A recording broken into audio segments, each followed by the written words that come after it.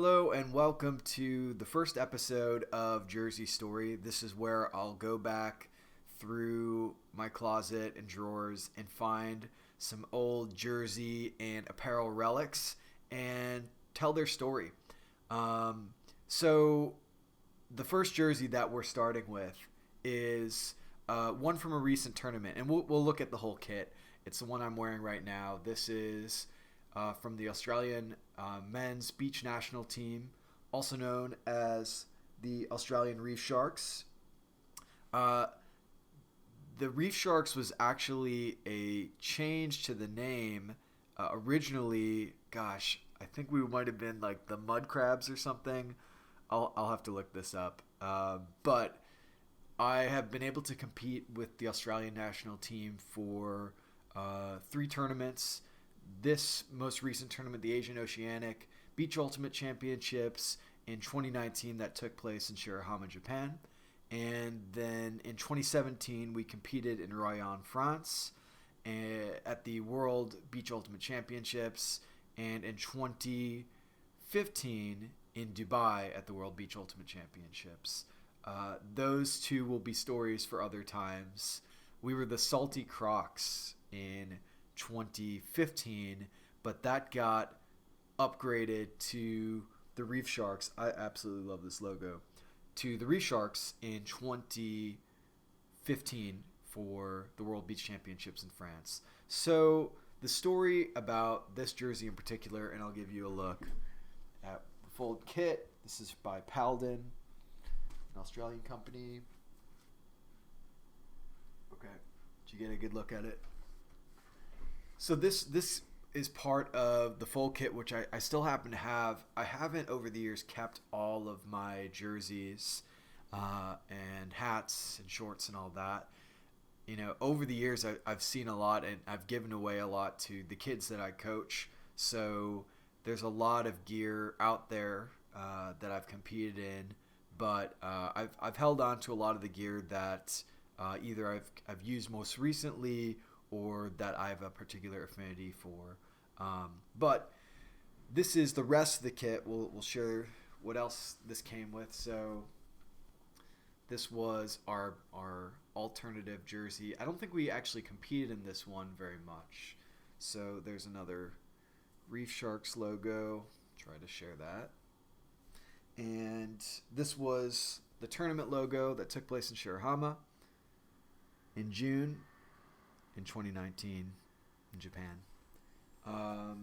There's the back. Australia, my typical number, 77.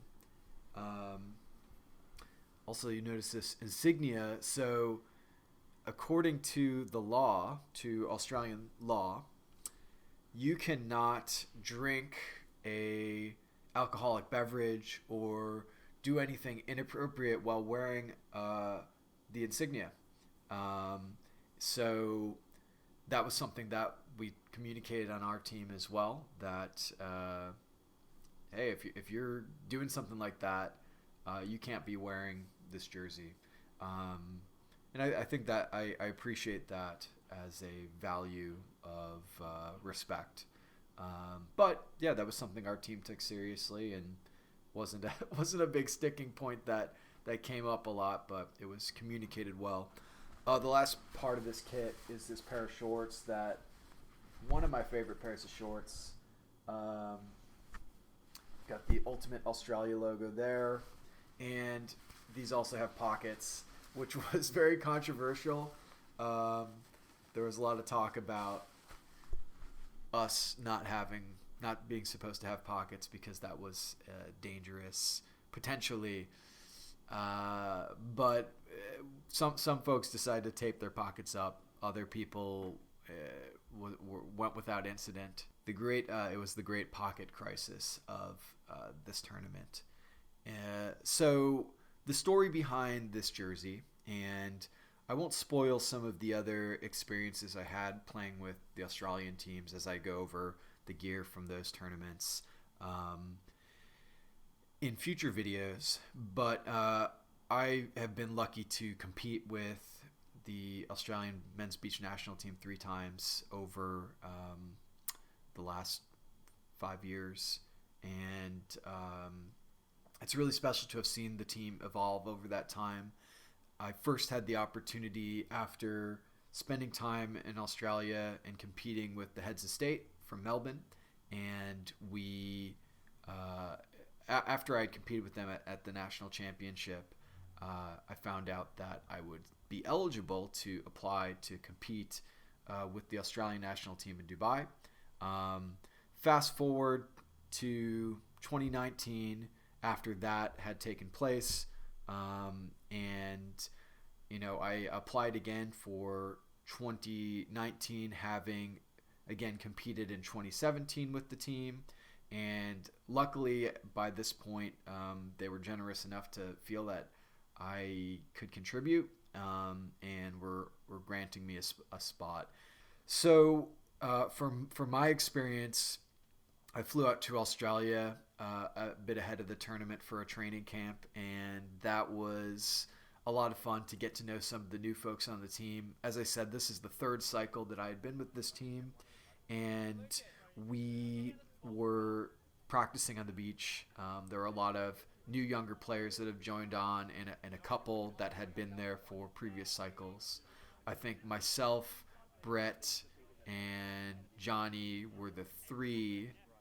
I don't think I'm missing anyone. We're the three that had been there all 3 times that I had competed with them. So we had a great training camp weekend. It was awesome to get to know everybody who I was just meeting, and see old teammates again.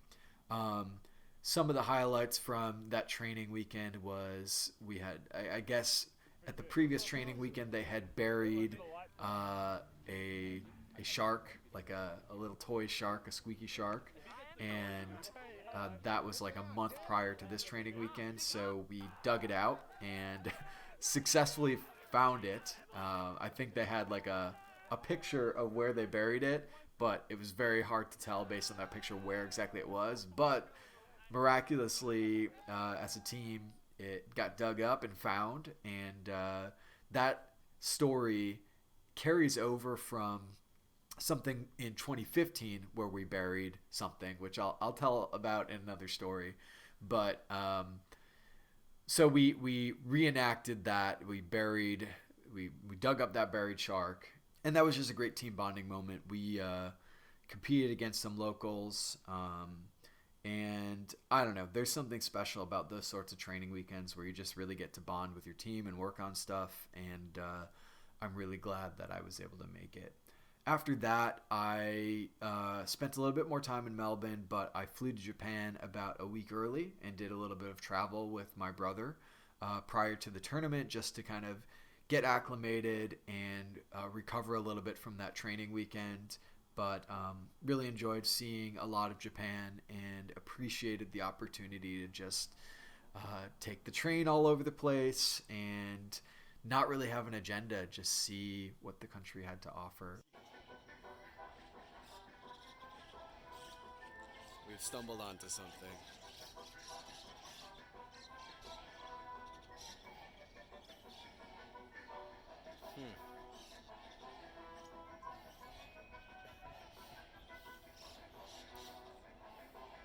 It was actually my second time in Japan. The first time I had gone was in 2012 when I was helping to cover the World Championships in Sakai with Sky Magazine, and that was supported by Five Ultimate. So I'd seen a little bit of Japan. I had never been to Tokyo before, so it was great to see Tokyo. I went to Hiroshima, and the museum there was tremendous, and something I highly recommend for anyone that is traveling to Japan to go check out the museum in Hiroshima. And so prior to the tournament, I was just stocking up on some supermarket sushi, which is delicious and seems like it's of significantly better quality than anywhere else in the States, at least. Yeah, that's sort of a tip from my experience in Japan, is that you can get really affordable and really delicious sushi at grocery stores. So that kind of just became my go-to rather than eating at really expensive restaurants. I would just go to grocery stores and enjoy delicious sushi for like astronomically affordable prices. So I am lucky to be joined by two of my Reef Shark teammates, Ben Foley and Wilson Tran, all the way from Australia. And who knew that technology could do this? Nobody knew how amazing technology could be.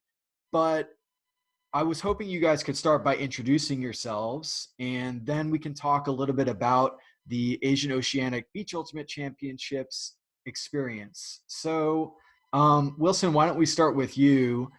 How did you tell us a little bit about your ultimate background, anything else you want to share about yourself, and how you first encountered the Reef Sharks? Sure. Hi, my name is Wilson, and I've been playing Ultimate for about 6 years now. Started in uni with like most people in Australia, and yeah, so I kind of heard about Reef Sharks a couple of years before I actually joined the team. Other teammates that we had in SA were talking about it and their experience, and I think it was Dubai that they went to, and they just said they had an amazing time. And I've always had an inclination to play beach, and it's just been really fun for me to be playing beach in SA and on the beaches there. So I decided to give the tryouts a go, and yeah, it went really well. We went to Sydney, and those 2 days were so much fun. I just had a blast of just running on the sand and meeting everybody, and it was just a really fun experience to be out on the beach, which was quite different, or not quite different, but similar, but different to grass. And yeah, I just kind of really had a fun time. Met the coach, met Brett, and he was a really lovely guy. I actually initially was going to go for the mixed team, but Brett kind of convinced me to go to the men's team, which I'm What so did he thankful. What did he say to you? He just went up to me. It's like, oh, so what's your preference? And I was like, oh, I was thinking about mixed because it's like kind of my thought beforehand. And he's like, you should go men's. And then after that, I was like, I should go men's. Yeah, And Brett just can be he kind very of just convincing. yeah, he just like kind of Jedi mind tricked me. He was like, you're gonna go to men's, and I was like, I'm gonna go to men's. And Whatever you then say. Yeah. yeah, exactly. And I think I really enjoyed his kind of teaching over those like training camp and what he talked about, and the little things that he did really kind of impressed me to be like, okay, this is a coach that knows what he's talking about. He could really kind of lead this team and like elevate my game and I think everyone else's game. And yeah, I'm really glad that he did do that. And yeah, it was an amazing experience, and so glad I went for kind of the tryouts, which I was kind of like, I'll go for it just for fun and see how it goes. But yeah, after the training camp, I had so much fun and really wanted to be on the team. That's something that I think Brett does especially well and has made a point of doing is really taking a serious approach to Beach Ultimate and recognizing that the same strategies that apply to grass or indoor or swimming pool ultimate, whatever else is out there, is not going to work on the beach. Well, not completely. So really developing a system for beach and recognizing how to develop skills in players for beach. Ben, what about you? How did you come about to the Reef Sharks, and what's some of your background? Yep. Hi, my name's Ben. I'm from Adelaide in Australia, as is Wilson.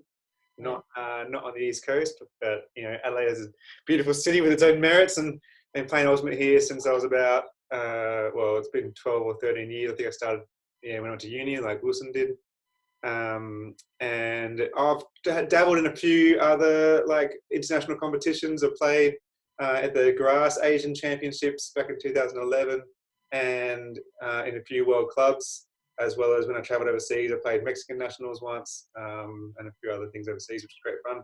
When And did you then play Mexican nationals? in 2015, 16, one of those two. Okay. For Talaveros, which is just northeast of Mexico City.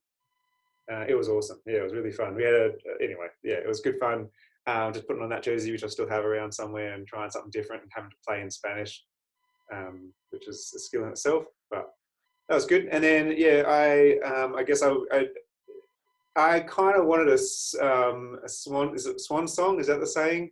I wanted Yeah. a big way to like kind of slow down a little bit. Like I've recently become a father, which is very exciting, and I just knew that probably my years of peaking weren't ahead of me just too much longer, and I wanted to find a way that I could kind of go out with a bang. So I had this opportunity for the Reef Sharks came out. I've got some good friend that played a few years before, and just thought we'll give this a go.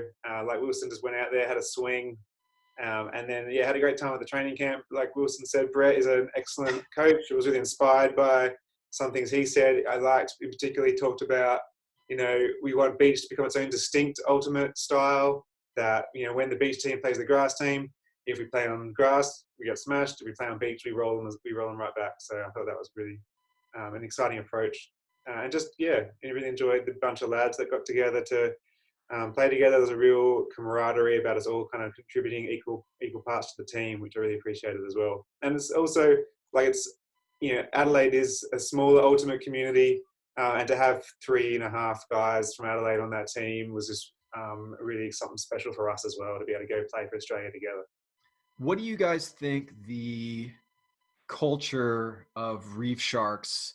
Obviously you that develops with any team at a tournament a bit too, but based on what Brett was selling you guys and what was available at the training camps, what kind of flavor did you get of what the Reef Sharks were about or were going to be about? I remember at the first training camp, the evening of the first training camp, we had a team dinner. I think everyone was there except for yourself because you were still over in the States. And Brett kind of sat us down and said, this team is still new. This was only the third iteration of the Reef Sharks. They'd been to a World Beach tournament 2 years before, and I think it was 2 World Beach tournaments that were in 2-year increments instead of 4. And so this team was still new. This team was still forming. Its identity hadn't quite like set, and it was up to us to choose where we wanted to take that.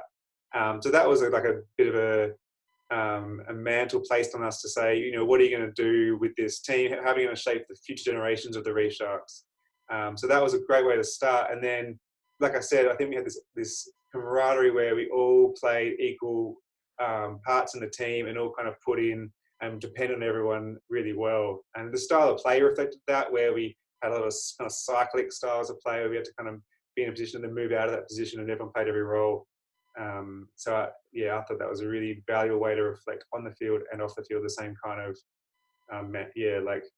ideology, I guess. Yeah. What about you, Wilson? Anything to add to that? Yeah. Ben, I think, summarized it pretty well. I think we had one more training camp more than the other 2 teams, the mixed and the women's. And I think that just benefited us so much in terms of our culture and getting to know each other.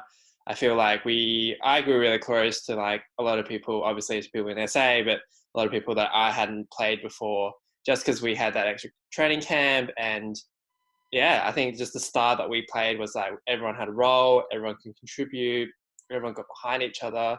And, we really grew as a team in those training camps, and really kind of was part of this, like, we're not going to play kind of hero ball for each other. We're going to play into the system that Brett's kind of created, and we placed a lot of trust in what Brett was doing. And that kind of, I think, benefited us in terms of we're going to trust him, so he should trust us, and we can trust each other in terms of on and off the field. And yeah, that was kind of amazing. And yeah, it's really good in terms of how we played, and I really enjoyed that kind of culture. And especially during like those dinners where we talk about, what do we want to achieve? What are our team values, and kind of all those kind of things. And obviously the memes really helped as well. Yeah. What do you mean? What do you mean by the memes for those that don't know? I think it was, who was it that made it? It was it Dave? Yeah. Yeah, David made these memes that he would just summarize kind of things that would happen in training camp or during the tournament that he would put on our like Facebook group. That was just hilarious, and kind of just made us all contribute to the banter. Yeah, and these were like high-level Photoshop memes, not just in the look, but also in the sophistication of the message. Like this guy must have been memeing since the womb. Like David McManus, the McManimal. Yeah, McManus just knows how to meme, and he really kind of took it to another level, I think. Every team sort of needs a memester, but none are quite like David McManus, the McManimal. No. Are there any speaking of people like David, are there any folks that just whether you had played with them before or were meeting them that just stuck out as characters or people that you were meeting at training camp and then throughout the tournament that sort of made the experience unique or embodied the tournament or embodied the Reef Sharks in a special way? Anyone that comes to mind? This is to either of you. Yeah, I grew really close with Joel and Ro, and like those two were really good. Kind of obviously, besides SO people who I like see most every time, but those two guys are from Melbourne, and I hadn't really played with either of them before, and yeah, I just grew really close with both of them, and I think our like styles of play really complemented each other, and yeah, they were great fun. Yeah, I don't know. What about you, Ben? I mean, we had 15 really kind of interesting and fun and unique guys, and I think everyone brought something. Some examples of that, I guess, like we had Nathan, who was 20 or 19 or something, this big lad. I think he just made the team because he was a giant. He made this team before he even played for his club in the Australian champs. So like, it was his first real shot at the big time, and he was just frothing up every moment. Really excited to be there, really grateful to be there.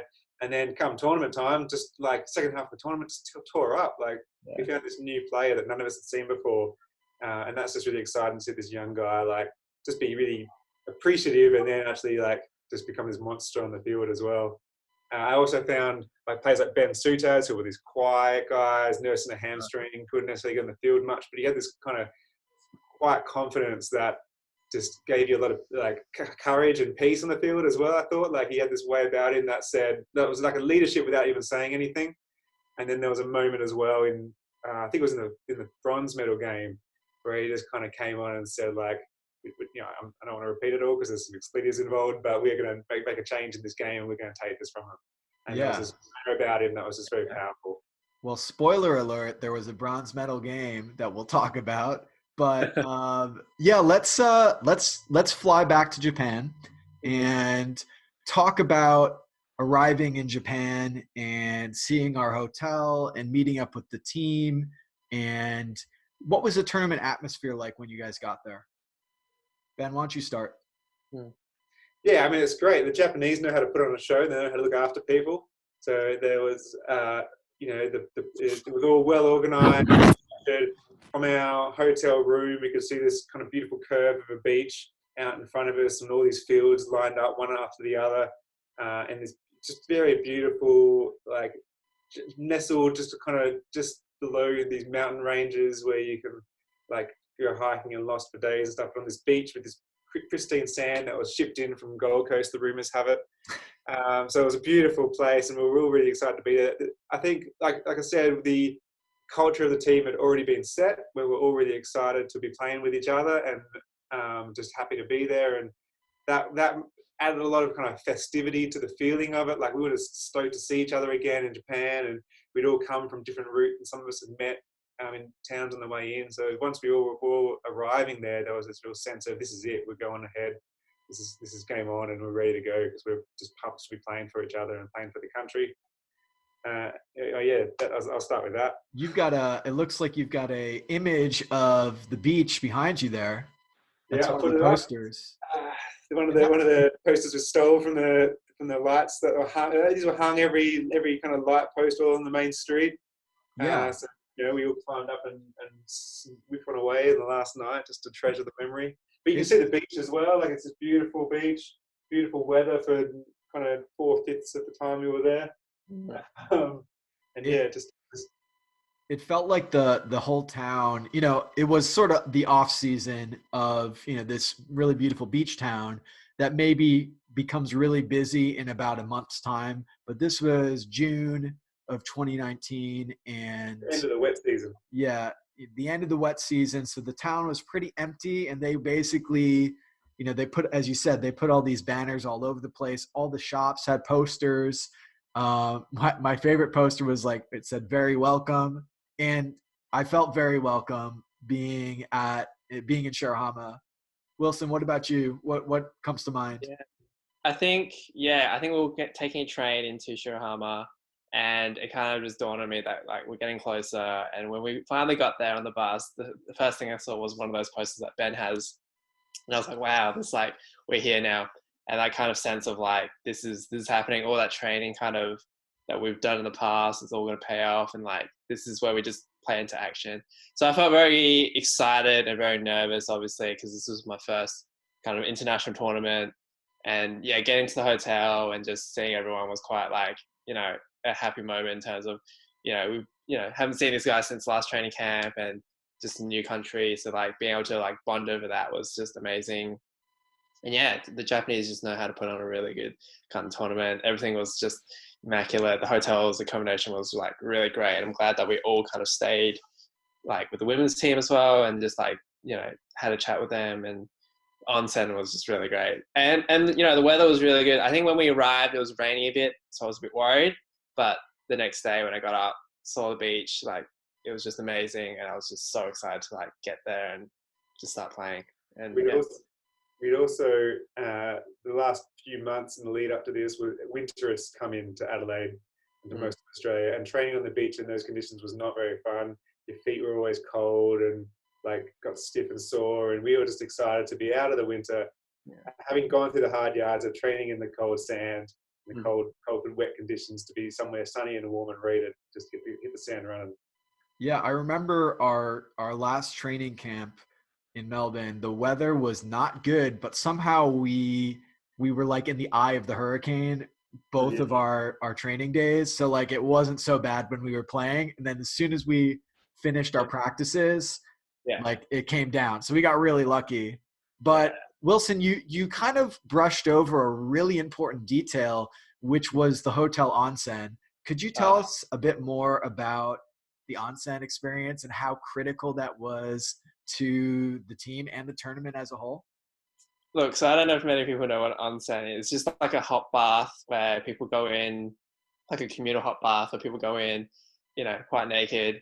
And so that experience for me was like, okay, this is interesting. Not sure, but gave it a go. And then after that, every night had to go in after training or after our days, because it was just so nice for like recovery and actually just being there with like the other guys and just bonding about the day.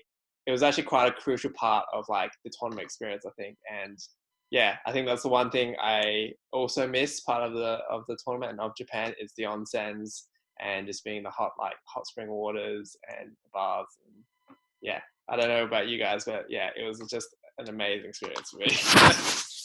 Ben, what about you? Are you still, now that you're back home, are you going to bathhouses constantly trying to remember your onsen experience? What was that like for you?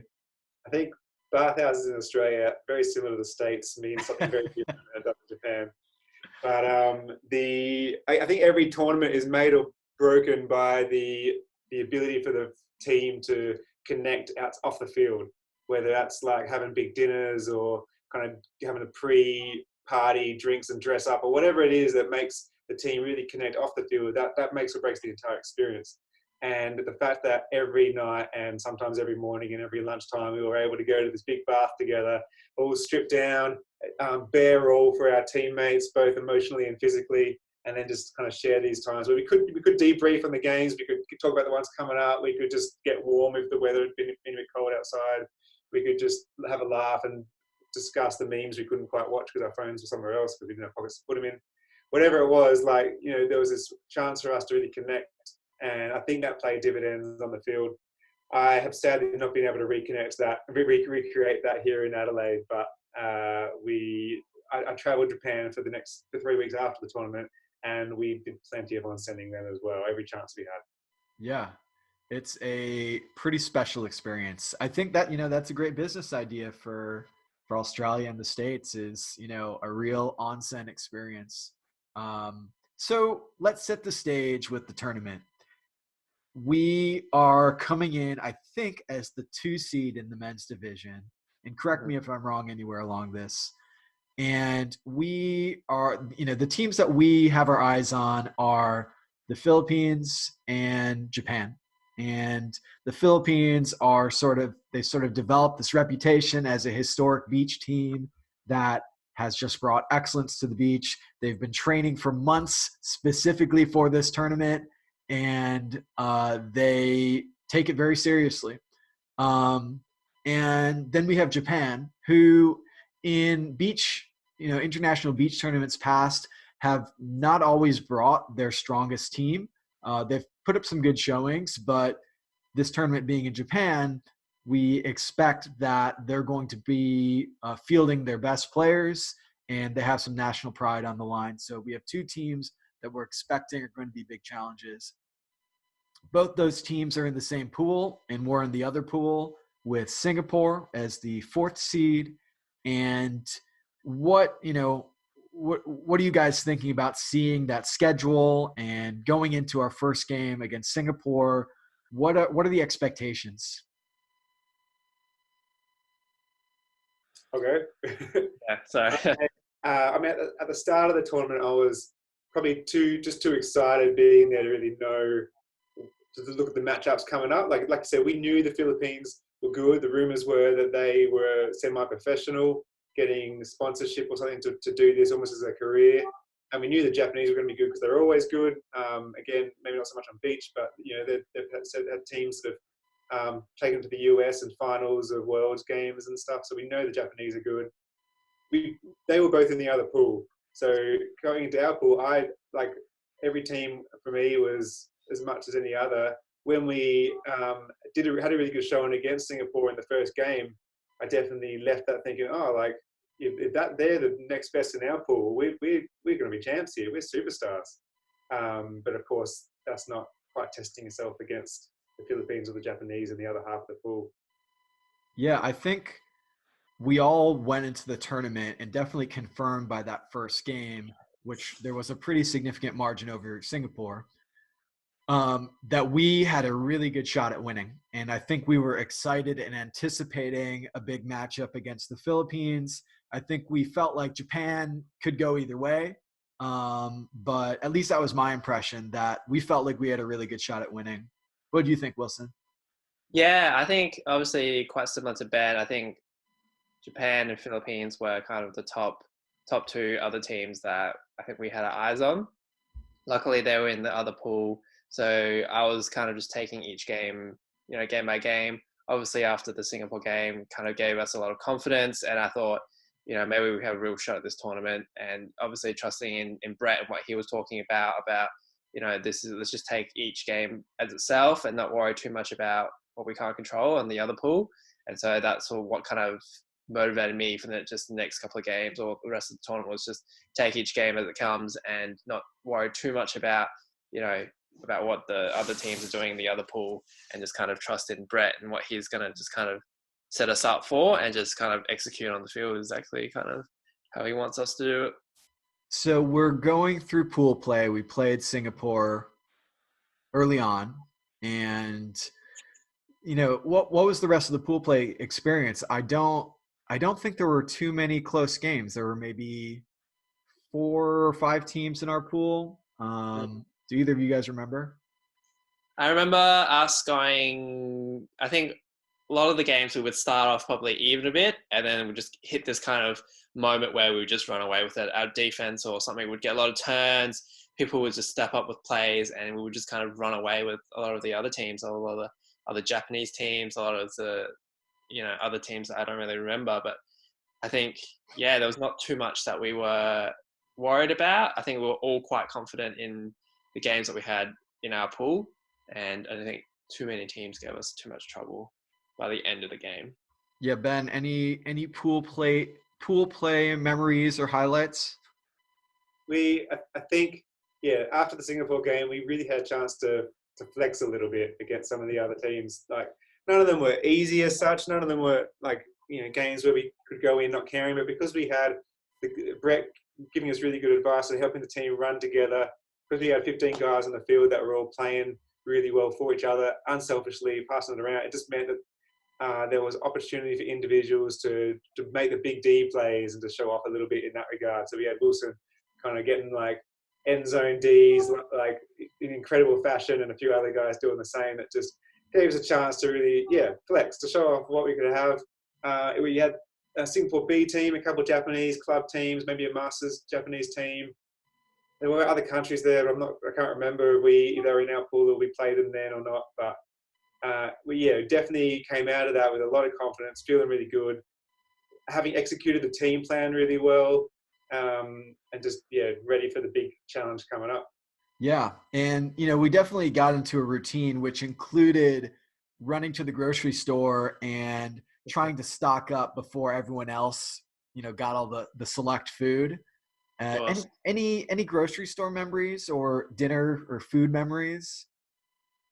There was vending machines everywhere that had a variety of all kinds of things, but coffee especially, which we worked our way through over the week to try all the different flavors and styles and such. Some of them were made. Some of them I've seen advertised in Adelaide recently, but generally they were all just covered in sugar. What was your favorite? I'm trying to remember what my favorite was. I think mine was like one of the Boss coffees. Yeah, like Black Boss or something like that. Black Boss, that was the one. Thankfully, there was no vending machines that I saw anyway that was serving alcohol, because there was others around the country where you can go out and just buy a beer off the street, and that probably would have done us more harm than good. But and then we discovered the kind of instant food section of the supermarket where you get those rice balls with treats inside it, or just fried chicken that's lying out. That also may not necessarily be the best thing, but it definitely meant we were full of carbs and energy for every go. Oh yeah, I think remembering like finishing games and then like, all right, we've had our meeting, we've had a talk. Now our first one's to like groceries. I think that was like our like next instinct to go there to like get food before everyone like, gets to all the food, and then we're like left there with like nothing to eat. I remember going in once and like looking for bananas, and there was like no bananas left because like I think the other Australian team just bought it all, and we were like, oh, no bananas, and just. Second half of the week, I was eating sushi off the supermarket shelf and those energy gels. You remember those? What are they called? The gels. Yeah, the gels. Energy. Yeah. Yeah, those are great. I think there was like energy. There was like maybe there was like an agility one. There was like a Scientology one. All sorts of weird energy packets that were delicious and probably had stuff that was healthy. But I was, I think a lot of us had a lot of doubts that grocery store was not going to be able to keep up. But sure enough, they kept restocking, and there was pretty, they met our needs for sushi and breads. Maybe by the end of a given day, there wouldn't be as much, but they restocked pretty well every day. It was 24 hours as well, wasn't it? Yeah. And it's delicious. I thought it was delicious. Oh yeah, the food in the convenience stores were amazing. Like you could just go there, get your lunch or get your dinner, and you'd be pretty satisfied, I think. Eating was very easy. There was always something available, either at the supermarket that was much better quality than you can get at our supermarkets in terms of like whole meals. But even like they're kind of the equivalent of their kind of service stations or petrol stations or whatever. They sell fried chicken that's just as good as our kind of fast food joints. Yeah. And then or you can go to some hole in the wall little kitchen somewhere and get a ramen noodle or something for not much money and prepared quickly and easily. Yeah, life was good, So we went through pool play, we got our grocery store runs, we got our onsen, and then all of a sudden we are into quarterfinals, as I recall. And our quarterfinal matchup, and I'm just remembering this now, I completely forgot, was against Nomadic Tribe. And Nomadic Tribe is easily the second best team in Japan. And they are a team that has gotten so close, edging closer and closer to dethroning the Buzz Bullets as national champions. I think last year, I think 2019, they lost on Universe Point to the Buzz Bullets. And it's interesting to look around the world and see teams like the Buzz Bullets that win and win and win. And there's so many of those that next team down that competes and gets closer and closer. Sometimes they finally overcome that team ahead of them. This is a whole different discussion. I mean, the same's going on in the men's division in Australia with Colony for a while. But anyway, there are these mirrors represented through the Buzz Bullets and through teams like Nomadic Tribe. So Nomadic Tribe, I think we recognized that they were not going to be any schlubs. Like they were going to be a competitive team. And we had heard some rumors that they were getting some reinforcements that weren't there in previous days. So they were going to be, energized with some star players and strong, and it was not going to just be a walk in the park. What else do you guys remember about that game leading up to it? And then let's get into the game too. You remind me that the quarterfinals and the semifinals were on a Saturday. So all the Japanese people that were working during the week were now arriving to stock up their teams and make their teams stronger. And the mate tribe were coming in with another 5 players or something that were fresh. So like definitely put a bit of fear, or not, fear is maybe the wrong word, but we were aware that this wasn't going to be an easy game. We had to bring our A game. But I think that's what we needed. I think we needed that kind of, we got to go out there and perform, or we're not going to take this game from them. Yeah, and I, all I really remember about the game is that it was a hard-fought game and was pretty close. Wilson, do you remember exactly how it went down? Yeah, I think from what I remember it was pretty close all the way towards, I think, the end. And then, they were playing amazing. We were playing pretty good as well. We were keeping up. And then I think we had a couple of key moments where we got some Ds and just kind of broke them a bit. And I think then we traded for the rest of the game. So there was only a couple of breaks in that game from memory. And then we kind of just held on and just kept them at bay. But it was a really hard-fought game. I think they were, easily, by that point, they were easily the best competition we had played besides them and Singapore. Those were the top 2 that we had played probably since playing them, obviously. Yeah, I seem to remember that they had a couple really strong players that were just tough to guard. And it didn't seem like our offense was having a ton of trouble, as far as I remember, but our defense. Yeah, it's more our defense, because they were throwing quite well. They were hitting their targets well to spots that our defenders couldn't really get to at points. And I think we just had to play a little bit closer and just try to get a hand to it. And I think that's kind of what happened towards the end. We got a bit more accustomed to how they threw and their timing. And I think our defenders just got used to that enough to be able to make a play here and there and just, I think, make the difference towards the end of the game. Yeah, I don't remember being worried. When your offense is confidently putting it away and your defense is not, they have to throw fancy stuff to get around you. There's this kind of sense of, okay, we haven't got this game yet, but this game is still ours, and we're going to take this at some point, and whether it's going to be sooner rather than later. And I think that's what happened eventually, where we just kept in, we were confident, we believed in ourselves, and then we had those moments in the second half of the game where we could just take it from them, get a few breaks, and then just continue trading comfortably. Yeah, I think that summarizes the game quite well, and that's how I felt too, is that it kind of felt like we had got it and we just needed to solve the puzzle. And look, like sometimes you don't solve the puzzle in time, and the game just ends up going to a little bit of who's got the momentum. And we easily could have lost that game to Nomadic Tribe. Luckily, we were able to sort of solve the puzzle before it was too late and win that one.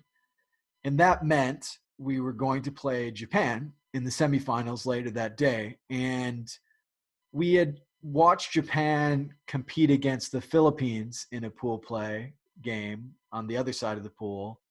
And I don't remember what we had saw in that game, but I don't think it was super close. But we had seen Japan using a zone a lot.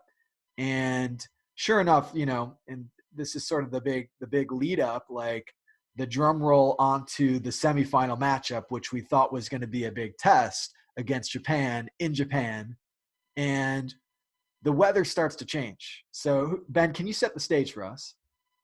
We, like I kind of inferred at the start, we had 4 out of 5 days of perfect weather where it was sunny, there was like almost no wind, or if there was wind, it was just enough to make it a bit interesting and give the throwers like a touch in different directions, or make it so they could throw a variety of throws. It was just wonderful conditions. The sand was pristine and perfect. And then, right basically at the end of our quarterfinal game against the Nomadic Tribe, this wind and a bit of clouds, it starts to roll in off the water. So it came in from whatever's that direction from Japan. It just starts rolling in. And we see that coming, and we think, all right, cool. It's going to be a bit messy. I think I sat around and watched the Australian mixed team lose their quarter, or they played a big game after that we watched, and the conditions started getting pretty bad for them. And we're sitting there going, oh, this is like getting a bit messy. Like there's wind coming in, things are starting to howl. The volunteers are running around re-pegging in all the tents and stuff just to make sure they weren't going anywhere. And then, it just picked up. And not only did the wind and rain come from the sky, but the water started coming from the ocean as well. And it wasn't long before the fields at the kind of the far ends, they were saying, oh, no, they're getting a bit underwater now. We'll have to stop playing on there. And they slowly creeped in. And then we're looking at the 3 or 4 fields that they've got set up left. And there's water lapping at the edges of them. And it's getting to 3 or 4 in the Arvo when we had to play. And we thought, there's no, what are they going to do here? Surely they're going to postpone this. Be postponed. And I don't know. But we got the call. We had to go down to the field.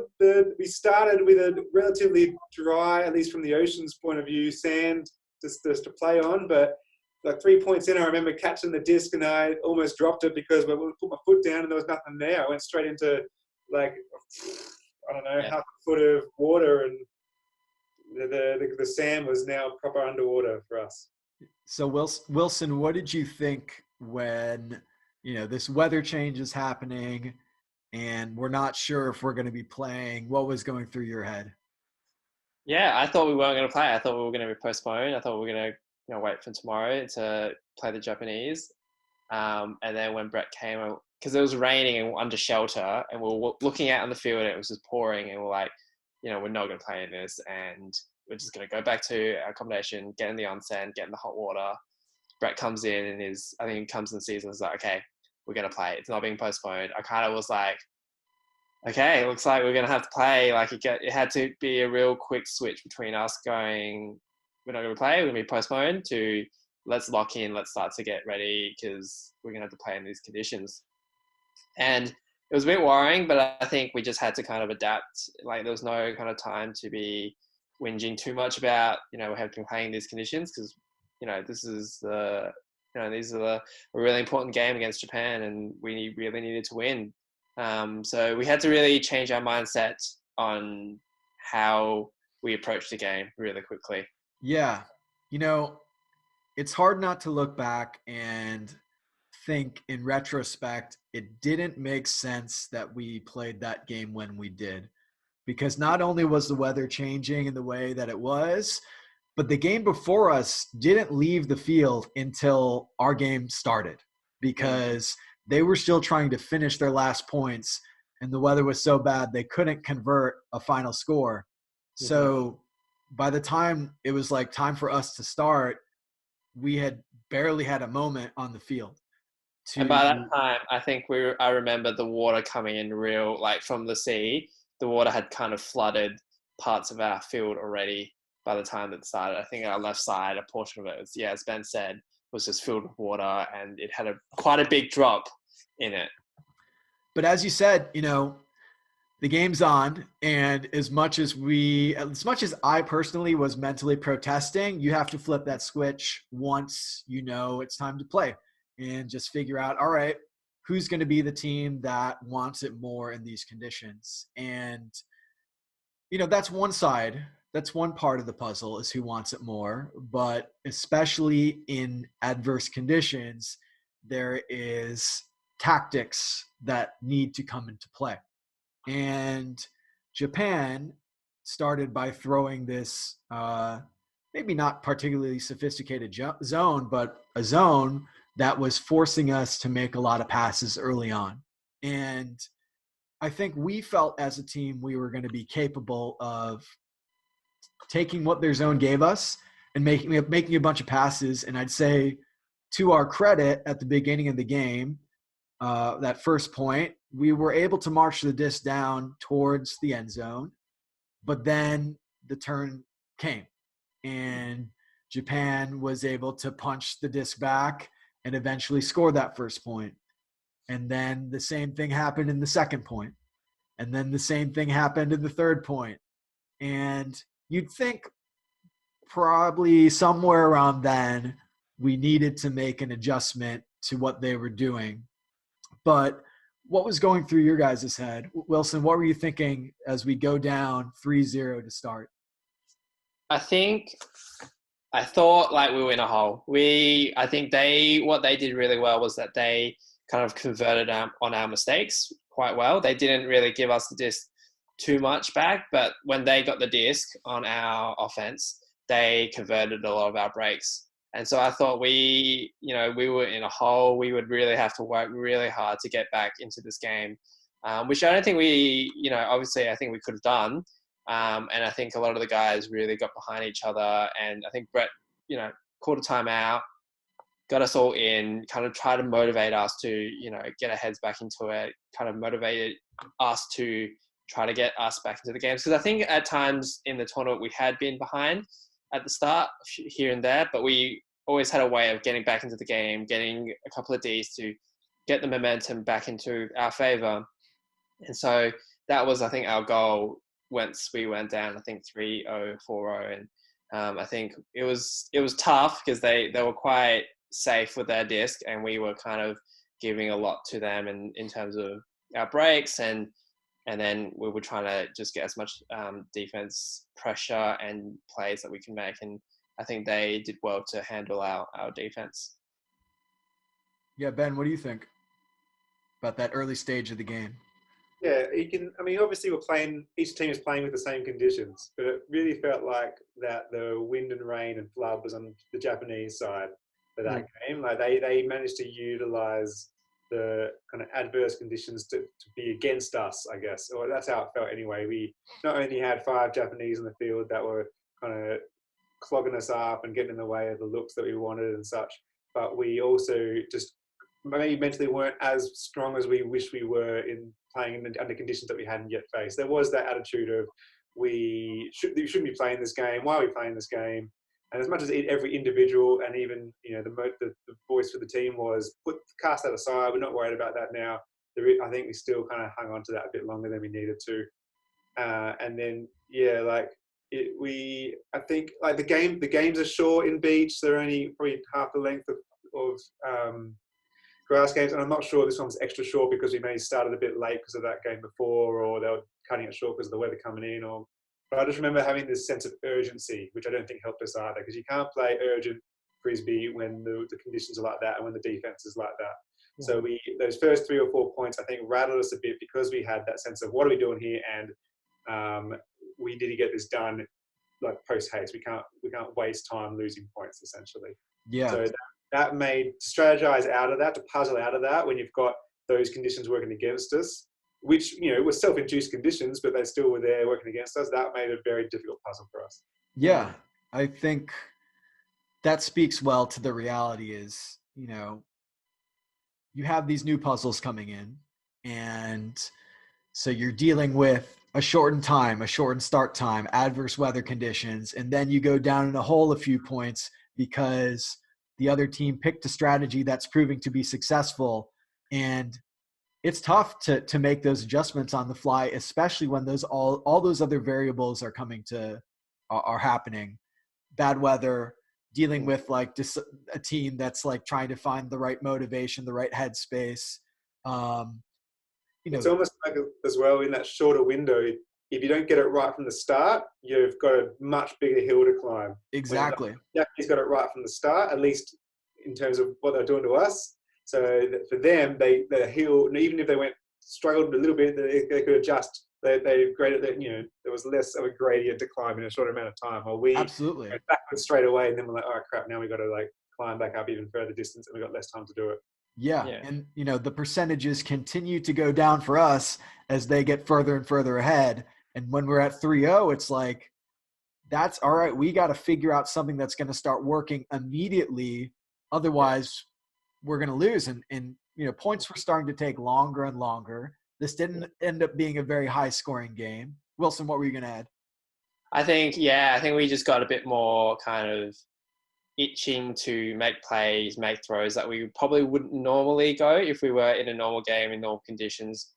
So I think that really played a part in how our decision-making led onto our field play, in terms of I think we would take more shots that were a bit more risky to try and get, momentum or make a play and something. And I don't think those kind of helped us, because the wind kind of, the weather kind of took those and just, made it more tough for us to make those plays and catches and then zone and score. Yeah. So that's all I had to add. Yeah. So yeah, I think the conclusion is we did not win this game, and I think it was 4-7, something like that. So it wasn't a massive margin, but in this weather, it might as well have been 4-100, because it was really tough to just get any point on the board by the time they had scored. If they were already 3 ahead, it was too difficult to score rapidly enough to even the gap. And I remember saying to Brett afterwards, like, maybe we should have applied a different strategy. Maybe we should have just tried more of a field position hucking strategy, use some of our physicality, some of our height. And, Brett said to me, like, hey, maybe, like, that might have worked. It's really hard to say in retrospect. And I think he's very right. Like, Japan chose a strategy that ended up working really well from the get-go. And it didn't feel like there was enough time to, as you're saying, Ben, beach ultimate games are already short. And it felt like this game was especially short. So the time to adjust was almost not there. And, maybe a different strategy from the start would have worked, but we certainly didn't feel like we had the time to adapt in the time that was given.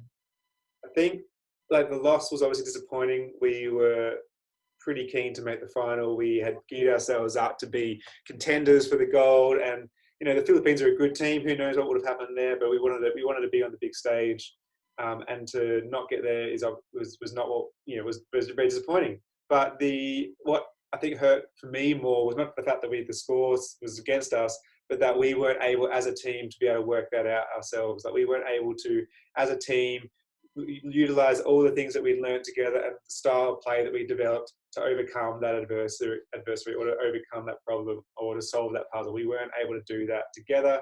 And I feel like that it hurt kind of the ideology that we created of all 15 of us, or 16 with the coach, being able to work together to solve it, because we just couldn't do it in that instance. And all those things are working against us. But the fact that we couldn't do that, I think that was the disappointing part, because I personally feel like we let ourselves down in that regard. Yeah, Wilson, what is your takeaway from that game? Yeah, I think, like what Ben said, it was quite disappointing to, obviously that loss. And I think it's hard not to let the other variables kind of make you say, oh, we should have played. I think it would have been a much different game if we played the next day or in better conditions.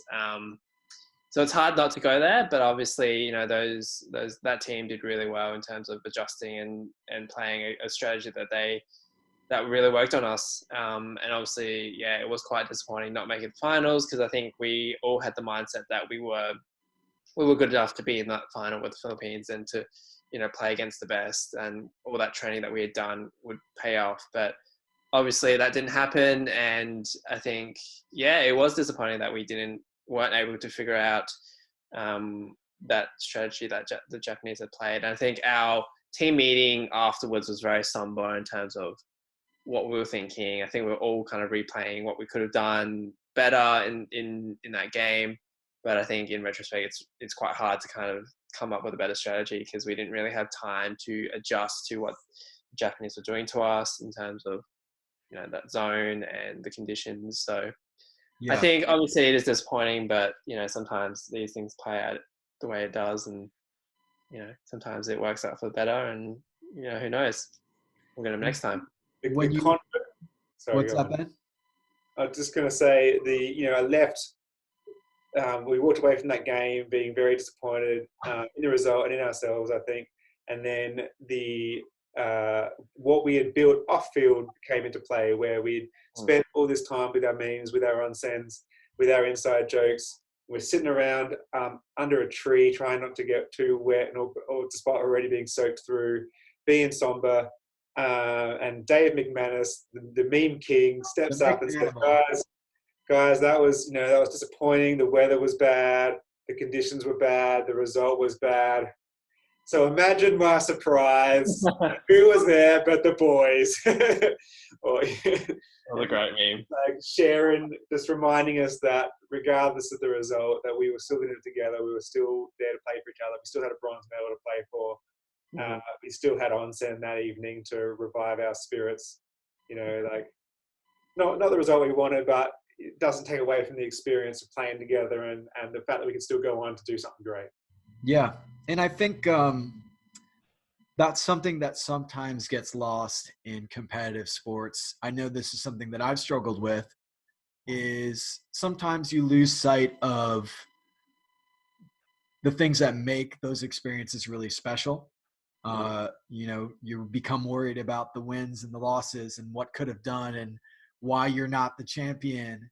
And you forget and take for granted how special those connections are that you make with your teammates, those memes, the experience of getting to just like compete with some of the best players in the world in Japan at such a cool tournament and such a cool atmosphere. And, I think being deliberate about taking time to appreciate those things rival any loss or anything like that. And those are the moments that I take away. And I'll touch on this in a second, some more, but I just wanted to say, looking back at that game, some of the frustrations aside, and it's easy when you lose a game like that to think, especially with those conditions, there's a bias when you lose a game that it's like, well, we played. Was that game really good for Ultimate? Like, were the Ultimate fans really getting what they want? Was that really even a game of Ultimate? I think, having lost that game, it feels like it's easy to answer no to those questions. But at the same time, there were two teams. One team did it right. One team didn't. And it's a bummer, but that's how sports work out sometimes. So as you said, we rallied, and the next day we've got Singapore in the bronze medal match. It happens to be a not very windy, slightly windy, but sunny, warm day. And Wilson, do you want to set the stage for the bronze medal game? I think, yeah, sure. I think we woke up and we looked outside of our accommodation, which oversaw the beach, and we were like, wow, what amazing weather. How could we? They had postponed the game yesterday and played it the next day. Yeah, exactly. And I remember going, wow, they could have just postponed it and it would have been, anyway. Sorry to interrupt, but they canceled the games immediately after ours. Like there were another round or two right after our game that they're just like, yeah, no, it's way too, the conditions are way too bad to play. We were guinea pigs, unfortunately, yeah. And I think I remember looking on the main stage fields and it was just flooded. Half the field was just full of just water. And I remember so many volunteers just like getting buckets of sand and just filling it up. And I was like, wow, we could have just, yeah. So that I think just gave an extent of like how bad the conditions were the other night. But I think we had to kind of put that behind us and get ready for the bronze medal match because I think we didn't want a repeat of, not being the right mindset to affect our gameplay and the way that we played. So I think we all woke up with a kind of focus of, okay, we know what happened yesterday. Let's not let it happen today as well. And we really wanted to go out and, get that bronze because, that was still kind of important for us to, I think, win just for our kind of redemption. And, we weren't that we were playing Singapore again. And so, yeah, I think we all got to the field pretty early, started warming up and just was quite, I remember us being quite focused in the warm-ups of like everyone being quiet and just ready to kind of get into the game because we wanted to start it and play and win. And yeah, I don't know about you. What about you, Ben? Yeah. We knew we needed to take this game if we wanted to come away with something, both in terms of silverware, but also in terms of our pride of ourselves and in our style of play and in what we were trying to set as a standard for the Reef Sharks in the future. So there was a big lot of lead up into the game, and then I don't know, getting on the field, we knew, I guess this was it. This is the big moment for our team to rally together and show that everything we'd done was going to reward us. Yeah, and Singapore came out of the gates. We played them in the first game of the tournament. And they, as most teams do throughout a tournament, they develop some new chemistry, they figure some things out, and Singapore certainly did. They were a completely different team from that first game, and they really wanted to win. They really wanted that bronze medal, and it seemed like they were firing on all cylinders. I will say there is a dark place that I used to love to go playing Ultimate. That, I used to love getting like reciprocating on physicality that other teams bring. I used to love getting into arguments. I wouldn't start the arguments, but I'd love getting into them when they happened.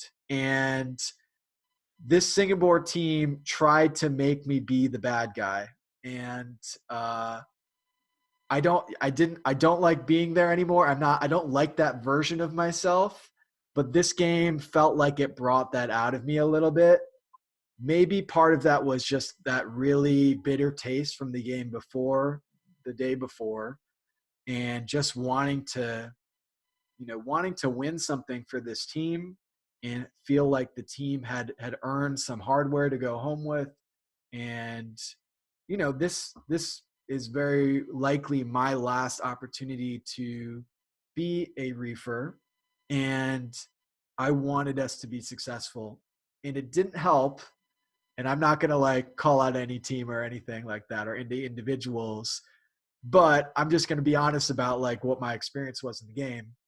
It didn't help that it felt like some players on the Singapore team were being deliberately physical to the point of fouling folks in a way that was meant to be part of their strategy. Any thoughts? I remember the game being quite physical. I think it was a combination of them maybe, I don't know, wanting to bait us, but I think they wanted to come out and prove something. And I think we wanted to kind of redeem ourselves from the night before. So I think that came to a collision in terms of there was a lot on the line. Everyone really wanted it. And I think that came out in the physicality, and, it got testy at times. It was quite like, it was a completely different game to the first time we played them. Obviously you said that, they had changed a lot. And I think we really wanted it. They really wanted it. And it was just going to come down to, who's going to make the play. And I think that came out in physicality and trying to get in front, bump out our player or something. And, it was quite a physical game. But I think in the end, I think it was just like something for us to overcome and something for us to learn to adapt from, the last game. And I think that we did that quite well. Ben, what do you think? It was by no means the prettiest or my favorite game of Ultimate from that week. It was ugly quite a few times. And I think both teams were ugly in different ways. They, like you said, they threw everything at us. Credit to them, but it didn't always feel like that was the moral thing to do, maybe. But we also kind of struggled with that a bit. We struggled to play the game of Ultimate that we've been wanting to play all week. And it was only those last two games that we struggled with that. So that was tough, but it was so rewarding to be able to solve that and to come out of that and to actually play, to rise to that challenge, to rise being like kind of matched up on heavily, and to play some big Ultimate, to put them in their place, if you will, to play as a team and using the Ultimate we wanted to use, and to get, if I may, the result that we wanted to get. Yeah, and up until like the third quarter, we were down in that game. I think it was close, but I think they were up, and it might have ended as I don't know if it was a universe point or if we won by 2, but it was a pretty close game at the end. And I think it was a big I don't even remember. Do you guys remember there was like a big play at the end? Yeah, I remember. Yeah, we obviously remember because it was one of our teammates from SA. But I remember being on the line at the end, and I think Sutas came and he gave us a bit of a spiel of like, this is it. This is what we want to do. We want to end on defense. Because I think, yeah, we did win by, not on universe, but I think we were on defense on the last point. And I remember all of us being quite focused and getting down there. And I think it was Johnny Warren White who came up with a massive foot block. And this foot block just like sailed in the air. The wind took it and pushed it back basically to their end zone. And yeah, then Carlo, our captain, picked it up. Johnny, he was in ISO and he finished the play for us. Yeah, I remember being that was kind of like the moment. I was on the defender that was coming under, and I just saw Johnny extend his lanky, long foot and get that D, and that was quite a moment. That's pretty special too, because Johnny has been with the Reef Sharks. That was the 3rd cycle, and we had both played together that whole time. So I think there were 3 of us who had started in 2015, competed in 2017 in France, and then again in 2019 in Japan. And so it's Brett, Johnny, and I, and just awesome to see the old man pull his weight in a big way. I mean, honestly, he'd been pulling his weight the whole tournament, and he's complaining about, oh yeah, I'm too old, I can't keep up with these guys, a whole bunch of bullshit. And to see him just dominate that last point with authority, with confidence, was a beautiful sight. So I think, for me too, like, that win felt good. And it felt good to just see everybody step up throughout the tournament, as you were talking about like some of the other folks that had been stepping up. Like, it was really great to see a lot of new teammates pull out some massive plays throughout the tournament, and kudos to you all. And although Ben, you said it was your swan song, maybe there's more reef ball to be had. So I have a terrible condition of FOMO. That sometimes, as much as I want to be focusing on not traveling the world playing Ultimate, it's hard for me to miss it at the same time. We'll see. Yeah, no, I didn't. I just want to say before we close, like, the Reef Sharks again has been easily one of the highlights of my Ultimate career. I never would have expected that I'd get to play with you guys in Japan when I first joined the team in Dubai in 2015.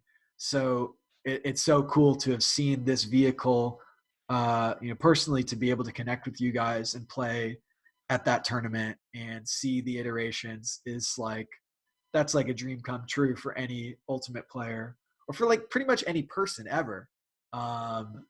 So yeah, closing thoughts, you guys, on the tournament, and what's next? Ooh. Ben, why don't you start? I was actually just saying to my wife earlier this week, that 2019 was probably the best year of my life.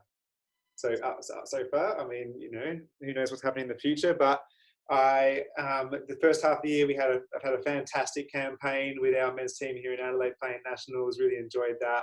That flew straight into playing with the Reef Sharks over in Japan, which was one of the most rewarding, kind of enriching Ultimate experiences I've ever had. Not only, sure, we didn't win the gold, but not only getting the bronze for Australia, but also just playing with this bunch of guys that was, in the end, just so well connected, looked after each other so well, just had great experiences on and off the field. And then for me personally, coming home and finding out my wife was pregnant was a nice way to finish it all off. So 2019 was a great year. I don't know if I'll be able to top that Ultimate wise, but who knows what's coming up with that. I am excited to see the Adelaide club do really well. And, like I said, I get FOMO. If the Reef Shark opportunity comes up again, who knows? I may have a swing. Yeah, 2021 is the World Beach Championships. I don't know if they've decided on a location yet, but another opportunity to represent the green and gold. It'd be good. Wilson, what do you think? What is your final reflection on Asian Oceanic Beach Ultimate Championships 2019 and your future in Ultimate and or Reef Sharks and or life? Well, yeah, it was an amazing experience. It was my first international tournament. It was my first time wearing the green and gold as well. So that was quite, it was an amazing experience. It was just, I was so grateful for the opportunity to play along with, some amazing teammates and to be able to do it. This was my first time wearing the green and gold, and it was amazing to do it with like some of the SA guys that, that I've looked up to and have trained with as well. And, to play with team members that I haven't played with before from, other states and obviously other countries, and to make such a connection with those guys was just amazing. And to be all set in Japan was just great as well, because those guys know how to put on a great tournament. And, I look back fondly on our matches, even though we didn't win, the silver or the gold, we still had an amazing game. I think that was quite a, redemption game for us. And it was just a lot of emotions came out at that last game when we won the bronze and we came away with something.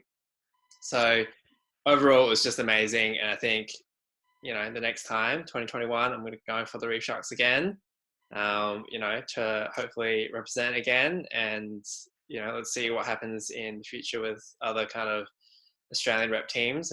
But we'll be training hard and hopefully get ready for 2021, the World Beach. So last flash round is, what's one kind of random moment or memory from the trip that just comes to mind for you guys? It's tough. We have said a lot of good things about onsens so far. I got one word of advice or caution for those kind of novice to the onsen experience, which is just that if you've played 4 or 5 days of frisbee, if you're already a little bit dehydrated, if you then spend the evening drinking whiskey and maybe having a bit of pizza, which is carbs but not much liquid, and then decide at 3 a.m. and be a good idea because you've been locked out of your apartment by your good friend Wilson, just to go have an onsen for maybe an hour or so, you will have a very big headache the next day, because any fluids you have left in your body are going to soak out of your skin and into that place, and you will wake up quite sore in the head and unable to use your body for several hours. That's great advice, because that could happen to anybody. I mean, it's true. It's a fluke. That could happen to me tonight. Who knows? Wilson does like locking people out of his apartment, so be careful. It's a warning to everyone.